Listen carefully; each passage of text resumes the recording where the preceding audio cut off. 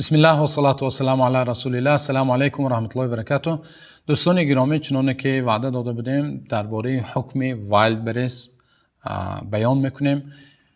امروز الحمدلله جوانها با طریق آنلاین چنانه که گفتیم خرید و فروش میکنند و وایلدبرس در بین جوانهای تاجیک خیلی مشهور شده است و همچنین به مانند وایلدبرس ازون هست و یاندکس مارکت هست.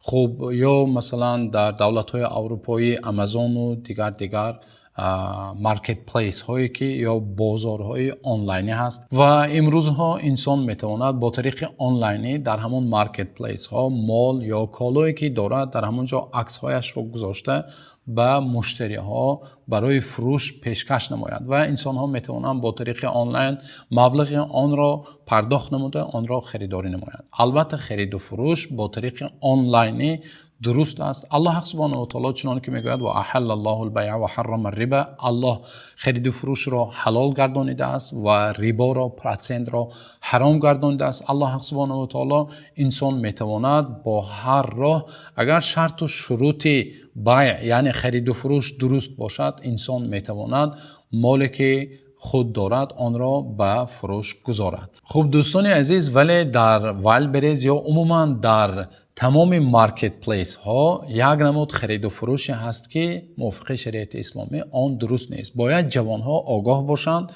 و این را با زبان انگلیسی دراپ شیپینگ میگویند، یعنی انسان میتواند مال شخصی دیگر را با طریق مارکت پلیس به فروش گذارد. یعنی من مثلا یک مال را ندارم، یک نفر دیگر دارد، عکس آن را گرفته در مارکت پلیس خودم گذاشته آن را به فروش میگذارم.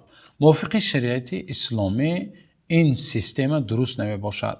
حکیم ابن حزام رضی الله عنه یکی از صحابه و به نزد پیامبر صلی الله علیه و سلم آمده از پیامبر صلی الله علیه و سلم میپرسند که یا رسول الله، در بازار بعضی انسان ها آن چیزی که من ندارم از من خریداری میکنند، آیا من برایش فروشم سپس از بازار از دیگر نفر آن را خریده با او فروشم؟ گفته از پیامبر صلی الله علیه و سلم میپرسند. پیامبر صلی الله علیه و سلم در جواب میگویند لا تبع ما لیس عندک، هر آن چیزی که در تو نیست، هر آن چیزی که تو صاحبش نیستی آن را نفروش. هر آن چیزی که ما صاحب اون نیستیم، مالک حقیقی آن ما و شما نیستیم، دیگر انسان است. در این مارکت پلیس ها دوستان، انسان هایی که با همین مارکت پلیس ها سر و کار دارند این را میفهمند. در این مارکت پلیس ها یک چند سیستم ها دارد. یکی از همون در وایلدبرس هست FBW میگویند و دیگرش FBS است. دوستان عزیز، انسان با طریق FBW باید مالش را به خزینه یا به سکلد وایلدبرس برده سپارد، اما در FBS انسان میتواند در خزینه خود یا در سکلد خود یا در سکلد شخصی سیوم این را پستفشیک میگویند یا اپتویک، انسان هایی که یک لخ میفروشند. بعضی نفرها آن چیزی که در خودشان نیست یا در همون پستفشیکو یا اپتویکو هست یک لخ میفروختگی انسان ها عکس آن را گرفته در مارکت پلیس های خود میگذارند. دوستان عزیز، این جایز نیست مگر با یک چند شرط ها.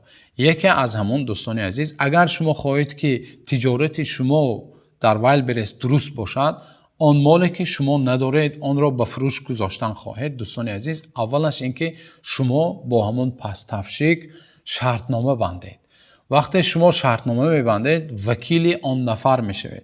وقتی وکیل همون نفر میشوید شما میتوانید مالی که در خزینه یا سکلد همون نفر هست شما در مارکت پلیس خود عکس آن را یا چنانه که میگویند کارتچکه آن را آماده کرده به فروش گذارید.